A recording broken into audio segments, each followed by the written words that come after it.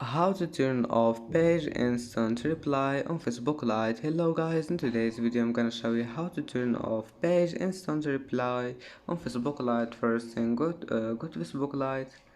Here you will find these three lines in the top corner. Click on it and scroll down until you find the pages, and then just select your page and click this settings icon in the top corner, and then click messaging.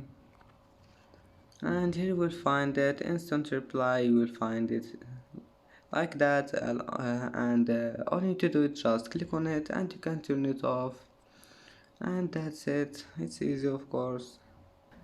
And that's it for today's video. If you like this video, please don't forget like and don't forget subscribe, and thank you for watching this video until the end, and see you in the next video.